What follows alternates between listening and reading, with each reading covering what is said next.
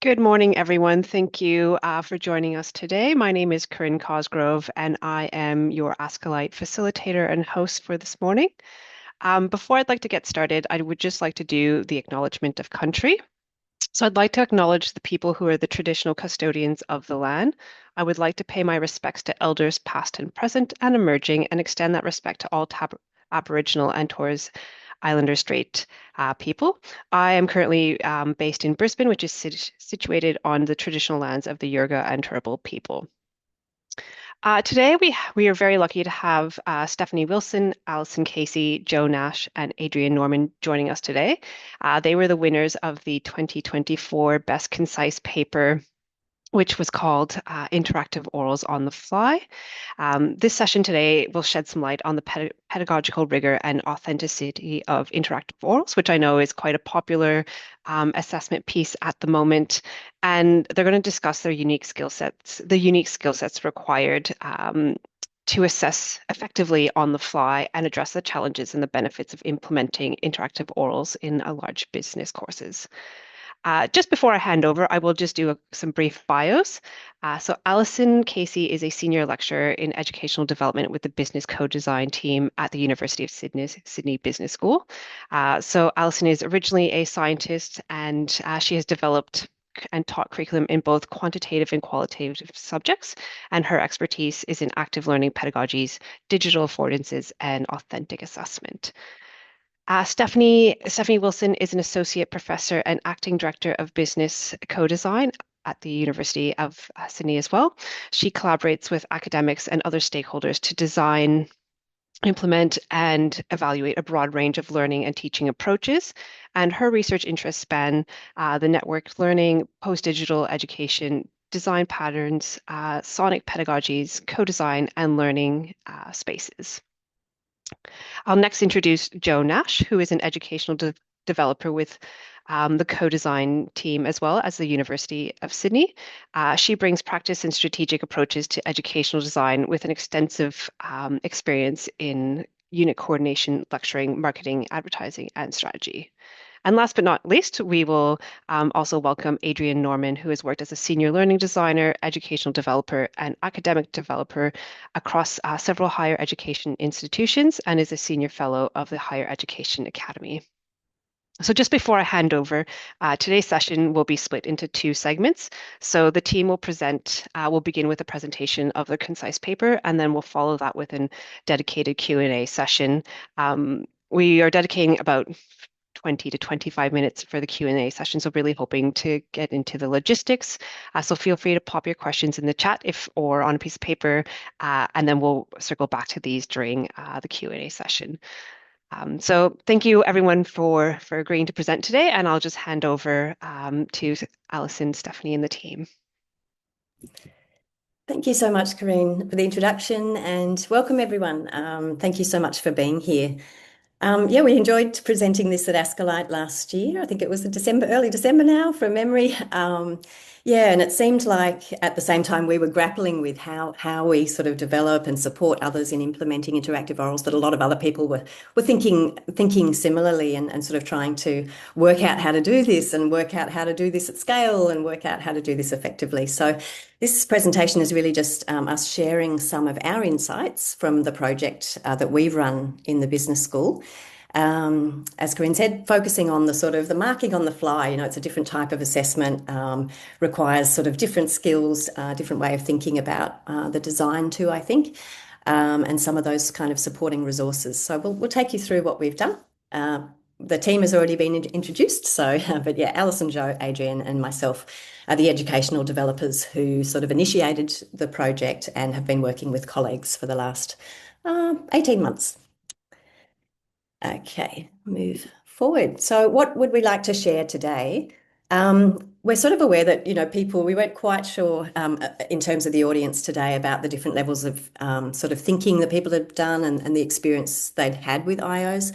So we'll just briefly, just to ground things and frame things at the beginning, just share, what is an IO. Then we're going to provide a couple of examples from our project and spend just a short amount of time just introducing you to our approach to developing rubrics and to facilitating, the actual IO session. As part of that, we're going to share a resource that we've developed as well. Then we're going to finish with some key learnings and looking at the new iteration of the project going forward. Okay. So what is an IO? I guess the thing that we worked out pretty quickly is that an IO is not an exam, very different to an exam. It's not a viva voce, it's not a Q&A, it's a conversation for students to demonstrate relevant knowledge and skills in real time. So the emphasis here being on a conversation-based assessment. The IO is intended to replicate an authentic setting, such as a workplace environment or scenario. So, very big part of the design, early on is really working out what is that scenario going to be and how is it relevant to the area that the students are working in and to the workplace. And finally, the IO is sort of known for promoting the development of employability skills because of that link to workplace, enhancing student engagement and addressing academic integrity. We're with the students in real time and they're responding to prompts that they haven't seen in advance. So in that sense, it addresses academic integrity issues. So I won't go through this in detail, but these are some of the units that we've worked with. In the students column, the courses with 2 figures there, you can see that they've done a couple of iterations of this now. So that's been great. They've further developed their ideas. You can see the range of disciplines there within our business school. Just you can sort of glance down at those areas. In terms of the student column, you can see that the numbers range from 7 students in a unit doing this right through to 351. Which was our biggest one, a more recent one that we did. So that was really interesting to test this whole notion of how do you scale up interactive oral assessments. You can see there was a mix of postgraduate and undergraduate. The weightings shifted a little bit depending on where the IO was placed within the assessment structure, pardon me. So the ones with the smaller weightings tended to be early on in semester. The ones with the higher weightings were sort of that final assessment piece within a unit. Marking times, you can see alters a little bit too, and similarly that depends on where the emphasis was for this assessment and where it sat within the structure. And we have experimented with different modes. A lot of them have been face-to-face, but we've also done ones that have been completely on Zoom and some where students had a choice of mode as well. I mentioned that we've put together a web resource. This is one of the key sort of outputs of our project from last year. We have done a lot of things since, and we're going to try and keep this updated for our community of practice that is interested in this. But this website contains a lot of the examples, a lot of the attached resources, sometimes, some samples of the prompts used, the rubrics, etc. So really to help our academic colleagues and anyone who's interested in seeing what we've done and who's interested in designing an IO for themselves. Pardon me. So we're going to give you 2 examples. I'll give you the first one and then I'm going to throw to Alison for the second one. The first example, just to give you a sense so you can visualise, if you haven't run an IO before, sort of how it might run. So this first example in digital transformation was a postgraduate management course, and the students were looking at reflecting on sort of developing and implementing a digital transformation project, and the conversation was built around that. So the scenario was an interview. So we mentioned before that with the IO, it's an authentic setting. In this particular setting, the students were being interviewed. So they were the interviewee. And the teacher played the role of a partner in a management consultant firm specialising in digital transformation. So students had to act in the role of the interviewee going for the job. So as part of that process, they were asked to reflect on their previous experience of developing and managing a project. So in terms of the way that we structured the conversation prompts, the conversation prompts, asked them to connect back to their previous assessment where they were working in groups and they actually did work on a digital transformation project together. The IO was an individual task. So it gave them a chance as an individual to sort of reflect back and to build on and extend their thinking around what this project was, how it ran, what the process was, etc. So we were asked to use a specific reflection framework, but the conversation prompts really drew out their reflections and also invited them to put forward some recommendations about some ideal processes and practices for running future digital transformation projects. And also the prompts um, invited them to have the opportunity to really integrate some evidence and examples to support their recommendations. So it's sort of like, tell us why you're confident about the recommendations that you're making. So yeah, I was involved in the marking team for this particular unit, and that was my first experience of marking an IO. And while there was quite a high cognitive load at the beginning, you really do get used to, once you've sorted out your approach and you settle into it, it sort of becomes yeah, a little bit less of a high load there. But the trick, and we'll talk about, Joe will talk about this a little bit later when we're talking about facilitating IOs. But the trick is really in the balance between, for us, was in the balance between the rubric, structuring the prompts so that the prompts really carefully kind of flowed through from the top to the bottom of the rubric so that we were really confident that we were covering what we needed to cover off and allow the students to demonstrate during that time period. Yeah, you may have some questions, about that balancing act a little bit later on. I'll hand over to Alison for the second example. Thanks. Thanks, Steph. So in this second example, this was a group interactive oral, and we had, as you could probably imagine, a lot of people who wanted to try out interactive orals and were kind of worried about the time commitment of marking, these individual conversations that they would have to have with all of their students. They wanted to test whether they could do it in a group. And we were kind of reluctant to encourage that on pragmatic grounds. But this particular unit actually had half of their unit learning outcomes, three of them, really suited putting together a group a group interactive oral assessment. So they had a learning outcome where students needed to clearly communicate to a cross-cultural audience at a professional standard, both orally and in writing. So that needed to be assessed orally. They had a learning outcome where they had to constructively discuss ethical dilemmas with people from diverse backgrounds. And they also had a learning outcome where they had to demonstrate that they could work collaboratively in a small team. So a group interactive oral actually really suited this set of learning outcomes. So that's what we put together. So these groups had to prepare a strategic solution to identify an ethical problem in a company's international supply chain based around modern slavery. So they'd already put together a report that the assessor had seen. The scenario was that this group would then have to meet with the CEO of the company to discuss how they'd implement the solutions that they'd recommended. And so there's some examples here of some of the conversation prompts that we worked on with the assessor, which would require the group to not just describe the solutions that they'd presented, but to demonstrate that they could extend on that knowledge of prioritizing things, of dealing with changes like a change in budget, dealing with changes in audience. For instance, if you had to present this to our international stakeholders, if we'd identified that there was part of the supply chain in a different country that was problematic, how would you address that? So that required students to extend on their knowledge and demonstrate a mastery of it.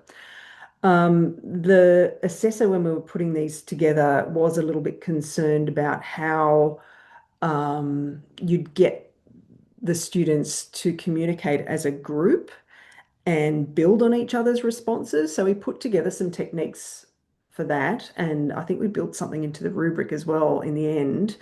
But she did report after she'd run these interactive orals that it wasn't a problem, that the students actually naturally would add to what each other was saying, and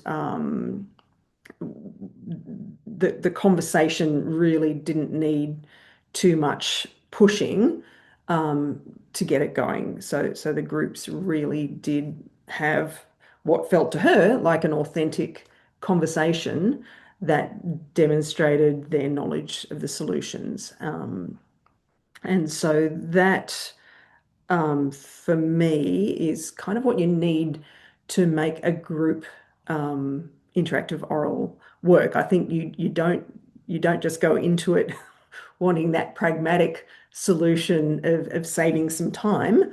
You do really need to ground it in it would be authentic for a group to present it in this way and to have that conversation in that way and to have those learning outcomes that you need demonstrated. And in this case, probably couldn't be demonstrated in any other way. So that was ethical international business decisions, and that was a postgraduate unit as well.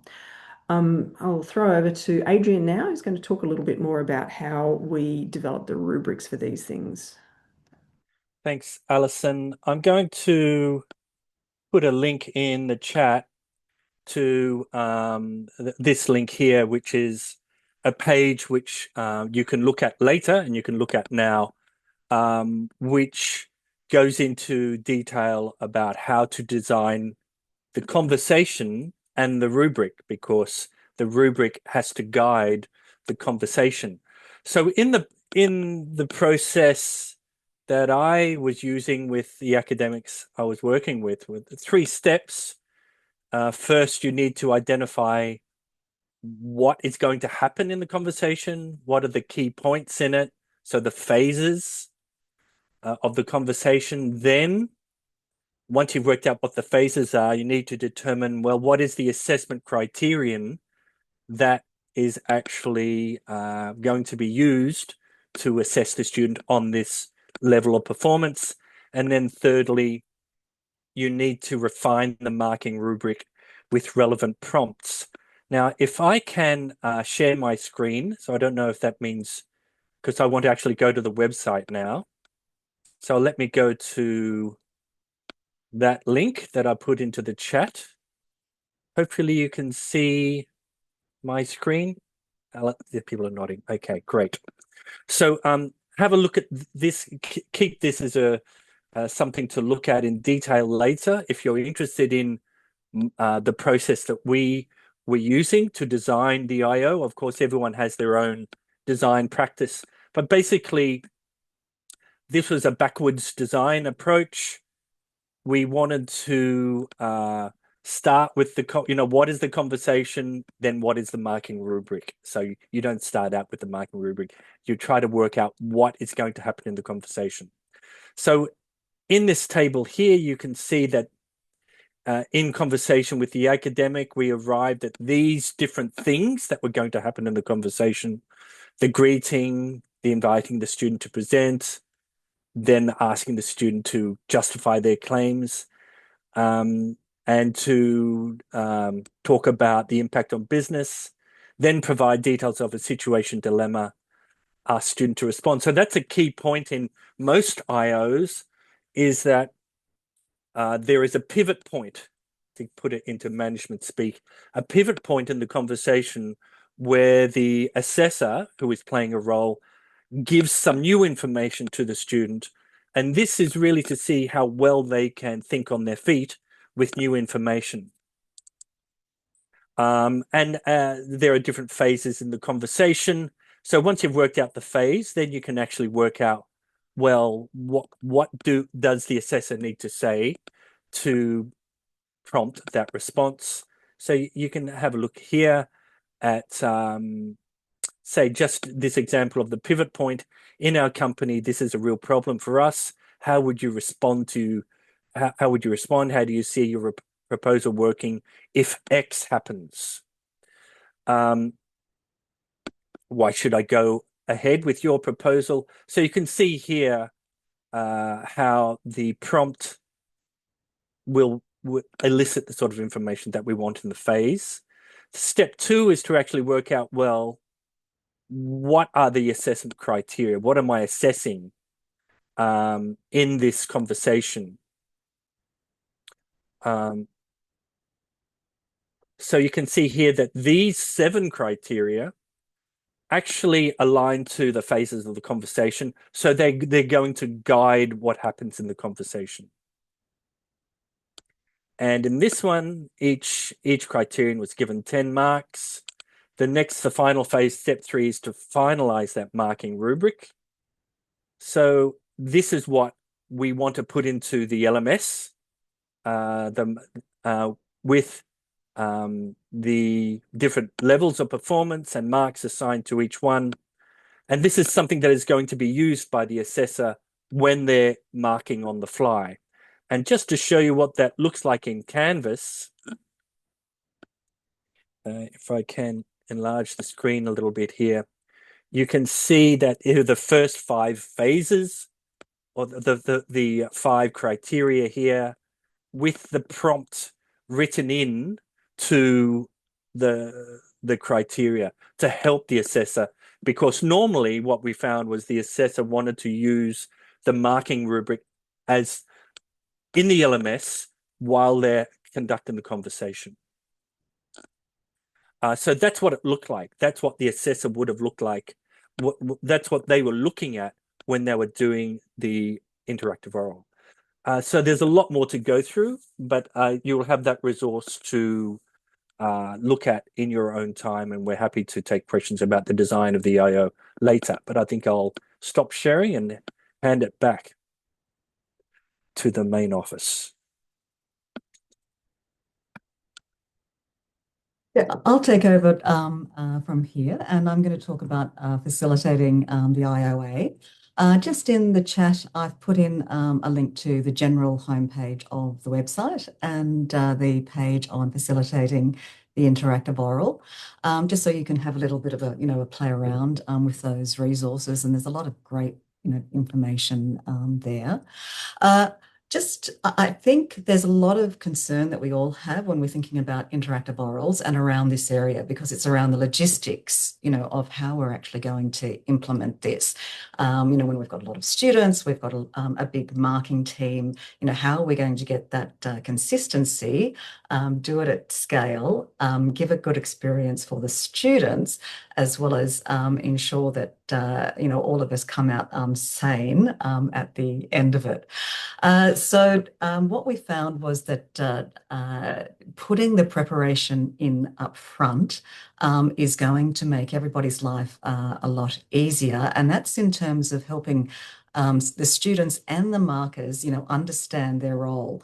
And one of the best things that we found was to actually do a video of 2 people or a group of people, role playing a similar type of interactive oral, and then putting, the rubric in there as well on the learning management system for people to have a look at and discuss. So that's a great tool for the students to actually, see, well, this is what it looks like. I've never seen this, before. And also for the markers to get a good sense of what is prompting, what do I need to do, during the session. Then you can take that tool and you can have a practice session in class. And we found that really makes everybody a little bit more comfortable about how it's going to be implemented. Simple things like Seth was mentioning before about, sequencing the prompts to the rubric design and thinking about, how am I going to actually mark this and, be consistent, with your team. So, thinking about before the student enters, I'm going to pull up the assessment. I'm going to jot down some notes of what I want to dig into and prompt the student on. I'm going to have those prompts sequenced in line with the rubric, and you would have wanted to design the rubric so there was a logical conversation flow. It followed the flow of a conversation. And then you're going to record the session just in case that there's an appeal or you need a second marker to review that. So think about how we're going to get that, consistent experience. And that's a consistent experience for the students, consistent experience for the markers. So as the marking team might want to mark for 2 or 3 hours separately and then come together for a moderation session and talk through, what did you find? What did you find difficult? What are you finding as, a HD, as, credit level, just to ensure that, you're all on the same page and you can address any problems that are coming up.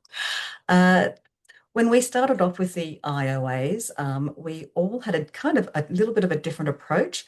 Some of us were quite serious and a bit scary when the students, came in. Others were maybe, very warm and, accommodating. But whatever your approach, it's meant to be an authentic work situation, and maintaining sort of a professional persona for each of the students that you're talking to, and delivering that interactive oral in a consistent way is important. So it's just something, to think about, and consider your facial expressions as well. If you're taking notes, when I'm marking, I'm a bit of a paper note taker. It gets people concerned because they think I'm saying fail, on the paper. So you just might want to mention, listen, I'm going to be taking some notes, through. It's really just for my own information, just to, help me with the process. But think about, how are you going to do it? Are you going to mark straight into the, learning management system, or something different? Allow yourself the time to finish the marking before you go on to the next one. So if the interactive oral is 15 minutes or 20 minutes, then allow yourself 10 minutes to get the marking done before you go to the next one, and be realistic in those booking sessions, because it's much easier to mark on the fly and do it at that time, rather than having to go back. So they were the main things I just wanted to touch on. I'm very happy to expand in the question session. Thanks, Jo.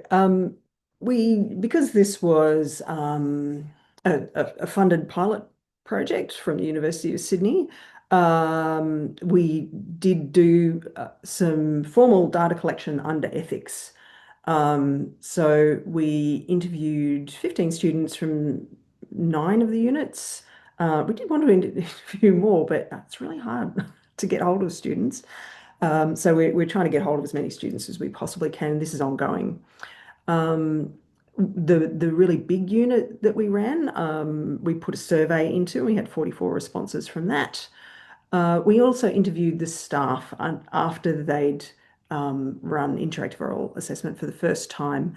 And a couple of weeks ago, we did a Students as Partners workshop to get students involved in designing an interactive oral assessment that's going to be put in a couple of weeks' time in semester 2 into a new unit. But we also did quite a lot of informal data collection, mostly speaking to staff. And this is what we found. So the team read through all of the teacher interviews, the assessor interviews, and that wasn't just the unit coordinator, but also we had some tutors involved in marking the interactive orals. And what they said pretty much fell into 4 themes. They found that they did need to adjust the conversation for different students. So before they performed the interactive oral assessments, pretty much all of them were concerned that the 10 or the 15 minutes that we'd allotted to them wouldn't be enough time for them to gauge what kind of mark the student was going to be able to get, or would they be able, would that be enough time for the students to demonstrate what it was that they knew. But afterwards, and anecdotally, we're finding this throughout our university, in the first couple of minutes what level of student and you're dealing with, and how you're going to be able to pitch that conversation. And as Steph said earlier, in their experience, it was a little bit difficult to manage that cognitive load of having to adjust the conversation early on, but as they got more experienced at it, they got much better at adjusting to the different students and being able to extract from the students what it was that they knew. There was a lot of discussion while we were designing the interactive oral assessment about whether students would be able to bring in notes of any description. And that's probably an ongoing discussion that we're going to have. So some assessors didn't allow students to bring in anything at all. Some allowed them to bring in quite a lot of notes. Some allowed them to bring in a page of notes. And they did find that if they had a lot of notes, the students were flicking through them and trying to read from them. But if they only had 1 page of notes, that was more of a psychological safety thing, and they tended not to refer to them. So that's something we're going to investigate further, is like, what level of notes do we allow students to bring in with them. Overwhelmingly, we were let know that this was a lot of work. It was a lot of work. It was a lot of work to set up, but also it was quite a high load while you're actually performing these individual conversations with all of your students. And even the assessor that complained about the high load the most still ended up running interactive orals in units in further semesters because it was rewarding. Everybody told us that it was so much more interesting. They felt much more of a connection with their students than if they were marking a bunch of exams or a bunch of essays. Of course, that is going to be an issue with scaling it up because if you're employing tutors to come in specifically for the purposes of doing this, having a warm, fuzzy feeling in your heart about it is probably not quite enough. You do actually need to pay tutors to do this kind of work and to prepare for this kind of work. So that's something that we really need to consider when we're scaling up interactive oral assessment. We did have some of the assessors say that it was what added to their load was that they needed to kind of manage their not only their verbal responses but their non-verbal responses. So they didn't want to give a whole lot of feedback to students on how they were doing because they really wanted to extract from the students what they actually knew without kind of guiding them too much. But they also didn't want to allow their faces to react so that if the student said something that was way off target, they didn't want to do the big, oh, no, you haven't done that right. So they found that kind of added to their cognitive load, sort of having to keep a neutral expression and neutral reactions, whatever students said. So that's kind of the initial response that we're getting back from the teachers and the assessors. We've also got quite a lot of data back from students, and that is an ongoing thing that we're gathering.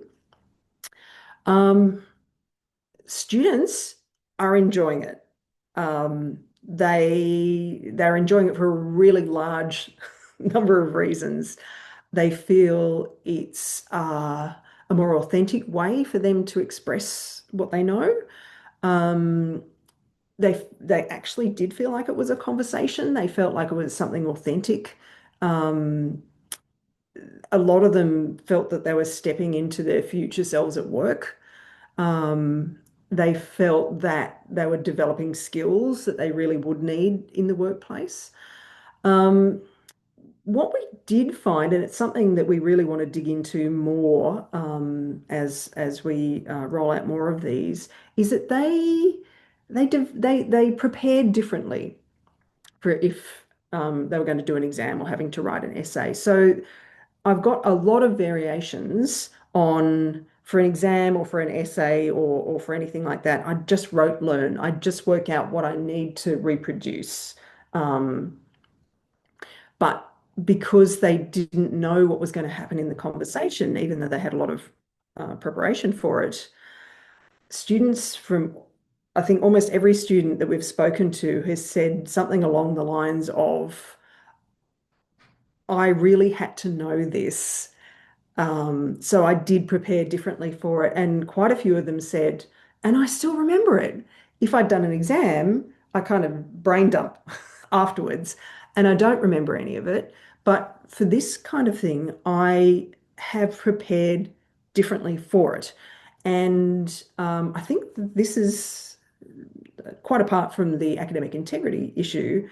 This is the thing that we really want to capture more, and this is why we really want to speak to a lot more students, because I think this is the secret sauce of the interactive oral, is that students do actually prepare for them properly. And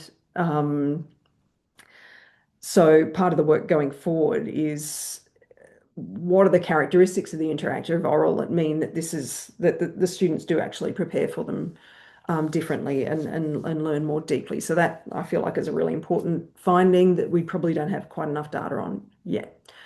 On the concerns side, a lot of the students have said, well, if I had this, interesting interactive conversation with my assessor, it's going to be different for every student. How do I know that everybody is getting the same opportunity that I did? So they're really concerned about that. So that's something that we need to address.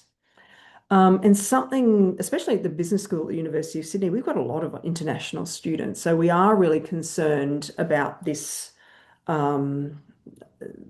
being a problem for international students.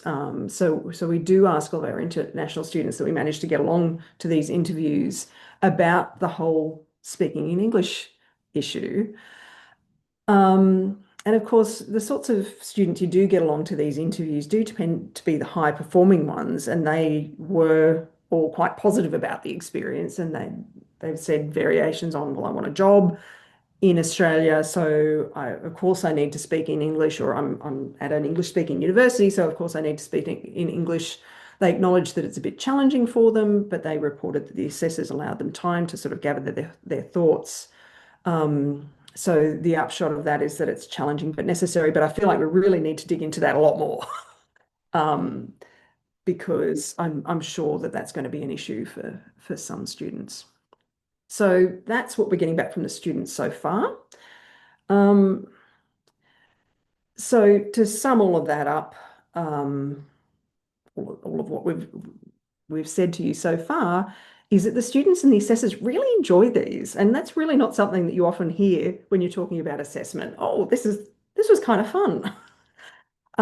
Students absolutely need a range of scaffolding. The ones that we spoke to that only had maybe a practice in class or maybe only had a video to watch, they felt that they needed a bit more of a range of practice to reduce their anxiety and build confidence, because as they kept reporting to us, this is a very different form of assessment to what they're used to.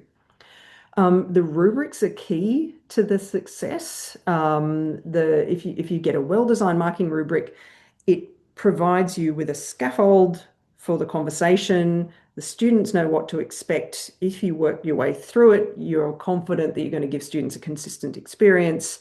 So you need to put a lot of effort into designing those marking rubrics. The time cost is higher. It just is. And that's also something that we need to characterize and gather evidence that it's worth it. Assessing on the fly, and this is from the assessor's point of view, is also nothing like marking written work. So for students, this is a very different form of assessment, but that's also true for the assessors. And so scaling up interactive oral requires significant planning and academic development. And I know at our university and at universities throughout the world, there are people saying, oh, yes, no, I'm doing it with 800 students, and that's no problem. But they do tend to be educators who are very experienced, who are supported to be innovative. It's probably not something that everybody can do without a lot of planning, a lot of evidence, and a lot of support. So what we're planning for the future, we've got a grant for extending this pilot.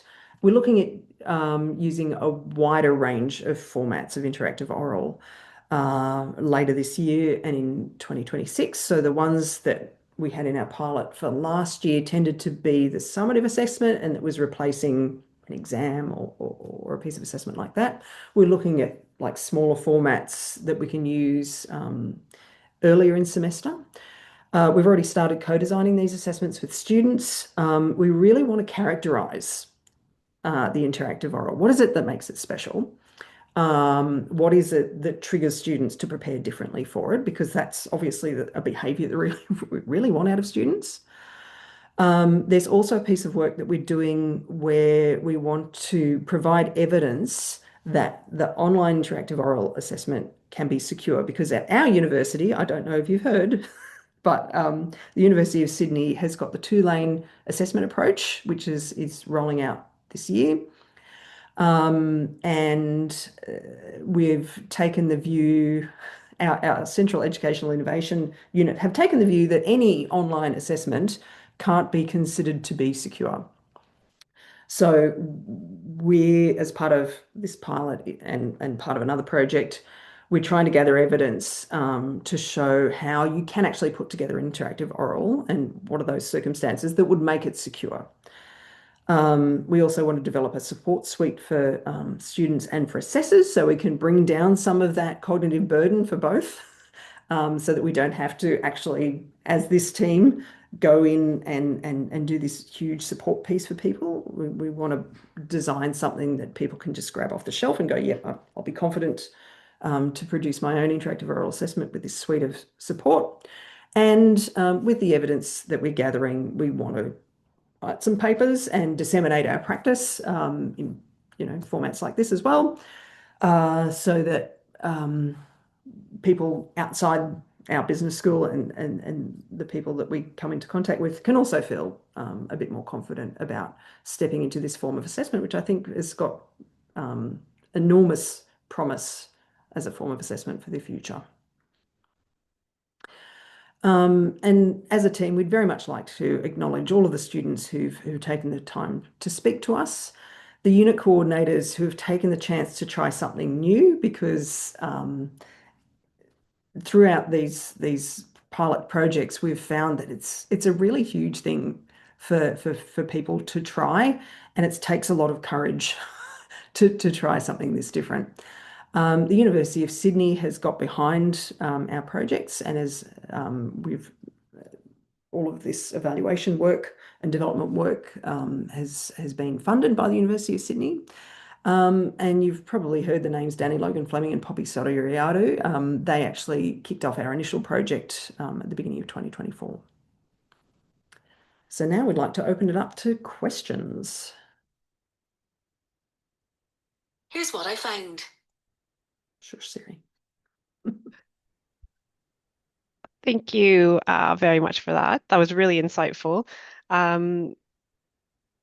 Feel free, anyone in the audience, to put up their hand or pop in the chat. I might just, while people might be just gathering their thoughts. I found it really insightful because, especially at Griffith, Daniel Logan Fleming has brought that along, and interactive orals are definitely there's an uptake in, especially for mitigating the AI risk. I think the one thing that maybe people are still humming and hawing about is the larger cohorts and how do we scale that up. So would you have any advice for the larger cohorts? And I also was keen to know a little bit about, is there a strategy that you guys use for extensions or deferrals? Do you have like a dedicated day, or is that a bit of an ad hoc thing with the conveners or coordinators? Is that 3 questions? Yes, sorry. I sort of started like the things that were on my head that I hadn't written down quite yet. Yeah. So something that Danny Logan Fleming did sort of start in her kickoff session with us, it was to say, oh, scaling up is no problem. We've not found that to be the case for a variety of reasons. And the 2 main reasons for those, one is the actual logistics of finding rooms and making sure that students can actually work out which rooms they're supposed to be in and who they're supposed to be speaking to. So there's that logistical piece, which I think is solvable. But the second one is that tutor development piece. So if you've got 300 or 400 students, they're going to be assessed by casual tutors in the business school anyway.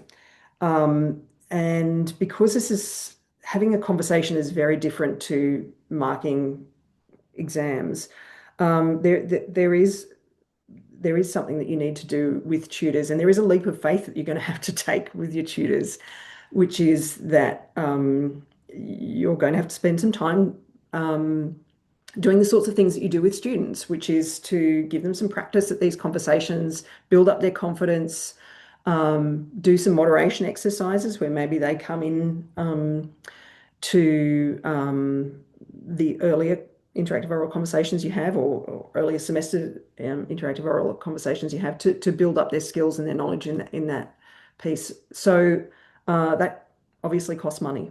So those, I think, are the 2 big challenges in scaling it up. I don't think either of those things are insurmountable, though. And other people in our university have found that if you do put together like a really tight rubric, and if you really put together a good set of conversation prompts, and you take that leap of faith with your tutors, and you do maybe sort of sit with the ones that you're a bit worried about, it's doable. But we're really finding that the big issue with the scaling it up is that confidence that it's going to work, because something that most educators are most scared of is students emailing them going, I had a terrible time with that assessment and I'm going to complain to everybody I know. So we find that that's not actually the case when we run those interactive orals. So to your, I think your last question, we got very few appeals or students needing an extension or special considerations for any of that. The ones that we ran, we'd have a Zoom recording going, just picking up the audio. So one of our unit coordinators did have a student appeal their mark, and they sent them the recording and the rubric and said, tell me what it is that you've got a problem with, and didn't hear from them again. We had somebody else who had a student who was very anxious about it and didn't turn up. And I think what happened is that they just had to give them an alternative form of assessment. But what our assessors were telling us was that there were far few appeals and concerns and that kind of thing from students with this form of assessment. Fantastic, thank you. And I love the idea of just recording the audio, so there's that, minimal pressure on the student, no added stress. Yes. There are quite a few questions in the chat. I might just read them out loud. So Greg wrote, thank you very much for this. Many first-year business undergraduate students have little exposure to their intended future professional context and the workplace in general. How might we compensate for that in the design of an IO? I think Adrian may have answered it further down, but I hadn't read that far. That's a really, really good question. As you could probably see from one of our slides, we went through them quite quickly. These were mostly postgraduate or third year units that we were doing it in, but there's one that I'm putting in place in a couple of weeks' time, and this is one that I co-designed with students, and they said we don't know what our professional workplace is going to be like. So the scenario that we're using for this one is that they're looking for collaborators. So they're at a conference and they've got this problem that they need to solve, but they need some collaborators. So because we haven't really done first and second units in this pilot, we're finding that actually speaking to the students is a really productive way of coming up with scenarios that don't involve a specific, you're going to be an accountant and you're working in this workplace. So some alternative scenarios that really align with what they're doing in that unit is probably the best way to go about that. So we haven't actually run that one yet, so fingers crossed that'll work. But I've got high hopes for that one. And hopefully we'll hear in the future how that goes. Katrina also wrote, thank you for your presentation. I am designing an interactive oral assessment at the moment. I'm wondering if your team have any tips on balancing between having prompts ready to steer the conversation and making sure it feels like a real conversation. I think most of us would say that it's good to have your prompts ready. So a consistent set of prompts with the marking team that you've sort of discussed and that play with the rubric. And then before the meeting the student, actually going into their specific assessment and seeing, what you want to dig into. It's just such a cognitive load to be doing everything on the fly, and then, getting that consistency, in terms of how you're speaking to the students would be really challenging. Yeah, just to add to that, it's a really interesting question, Katrina, because I think we've sort of found, where does the sort of improvisational component come in? I mean, there are things that emerge that you may not expect. You're responding kind of as you're going, trying to make it feel really natural. So I think it's one of those things that, you do just naturally get better at. When I first started doing it, it reminded me a little bit of running student focus groups, which I've, sort of done a lot over time, and where you're sort of you're just sort of working with the flow a little bit, but you've got a plan, like you know where you want to end up.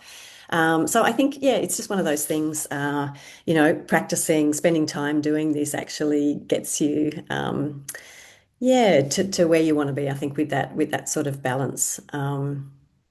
Yeah, I'm sure there's more to say about that. It's quite a subtle thing. It's the art of it, I think. I don't think it's a conversation in the way that you have a conversation at a party with someone over a drink. It's not. It's a structured, deliberate conversation with prompts in a similar way that a job interview is a very structured, interaction.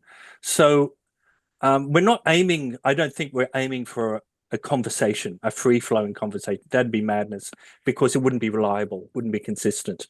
Um, you need to mark to the rubric. The rubric needs to have those prompts in there that sound natural and give students time to improvise. And so no one has everyone that we spoke to, all the students that we interviewed, said that it did feel like a conversation. No one felt that it was anything other than that. So even though there is structure there, that has to be there. The conversational aspect is still there. Thank you. Amy Martin asked what the scale students of numbers were, which I think Joe responded further down in the chat. So that was about from 7 students to 351, so quite a range. I'm just going to read a few more. I can see that we're answering the questions. Paul asked, or thanked you guys for the presentation, and he said, for the unit with over 300 students, how many assessors were you using? Do you have an estimate on how much time it takes to do interactive orals? And noted that this is sort of a how long is a piece of string question. Oh, and I can see, oh, sorry, didn't read far enough. I could see that someone answered that as well. So between 8 tutors plus the unit coordinator, I guess any further thoughts or advice on that one? I feel like this one was one of our boundary examples. It's like I've only just collected the data on that one, and it's like I feel like that's the borderline of not quite being an interactive oral assessment. But the responses I got from students indicated that they did actually prepare for this differently. So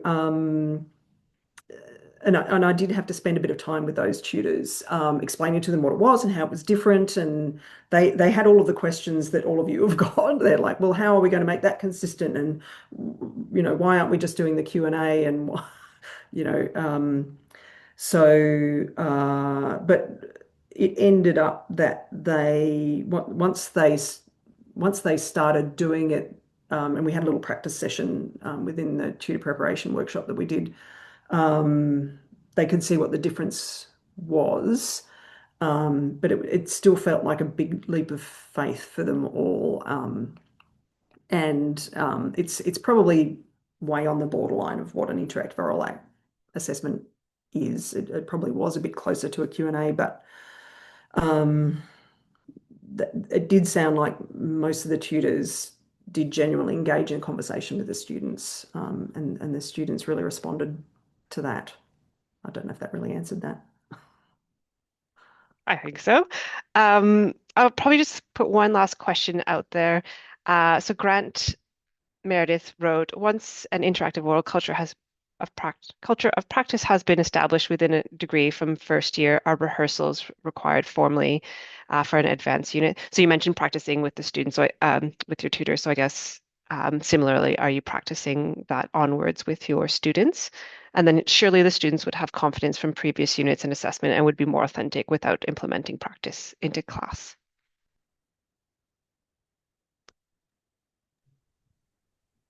I can take this one. I think the interactive oral is still quite a new form of assessment for educators, but also for students. Just like every assessment in a unit is different, and we provide explanations around the assessment. We provide examples of what HD or a credit may look like. We kind of need to do that same scaffolding around this assessment, even going forward when every student, has done an interactive oral exam and is familiar with the assessment format, because each is going to be very different and a different, industry scenario. They're still going to need those frameworks to get them comfortable with that. So I would love to get to a point when we probably didn't need a practice session. And I know that is challenging because of just the time that we've got in tutorials to, implement that. But at this stage, I think it's a really important thing to do.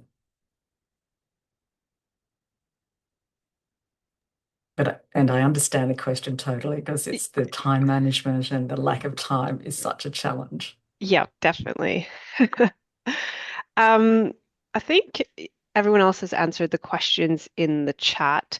And I want to thank you on behalf of everyone for sharing the website with I've just flicked through it very quickly while you were presenting, but it looks like it's a really useful resource, even breaking down, what tool you can use for scheduling, which looks quite useful.